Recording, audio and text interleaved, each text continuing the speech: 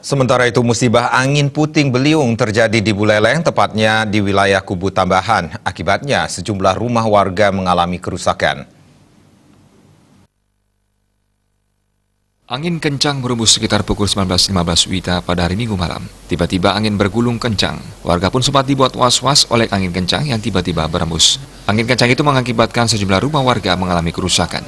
Di Banjardinas Kubu Ajar, Desa Kubu Tambahan, sebanyak 5 unit rumah warga di Pantai Segara Kubu Tambahan mengalami kerusakan. Atap rumah mereka diterbangkan angin puting beliung. Salah satu pemilik rumah, Made Swardika, mengaku saat kejadian angin puting beliung atau ucur-ucur hanya berlangsung beberapa detik namun sanggup menghancurkan atap rumahnya. Saat kejadian, pihaknya berusaha menyelamatkan keluarganya di tengah angin dan hujan deras pada hari Minggu malam.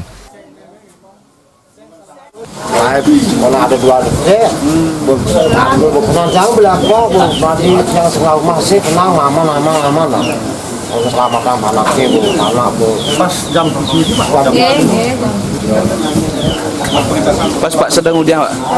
yang kaya, manus sama mandi. Makanya orang ada iya. Gas, langsung anginnya. Dari mana datangnya? Lokal gitu.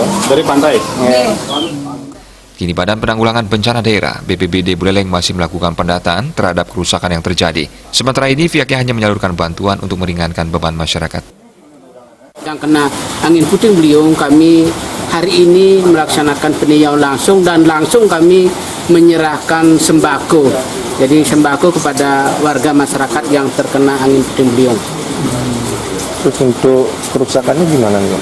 Jadi untuk kerusakannya kami sekarang kan yang pertama mengadakan pendataan terlebih dahulu. Nanti setelah data ini masuk yang akan disampaikan oleh Bapak Perbekal secara langsung, kami juga mendata nanti data yang kami terima dari Pak Mekel ini tentu kami nanti akan inventarisir di tingkat 2, terutama di BPBD.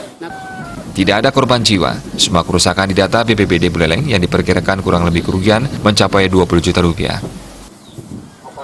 Komang Yuda, Bali TV.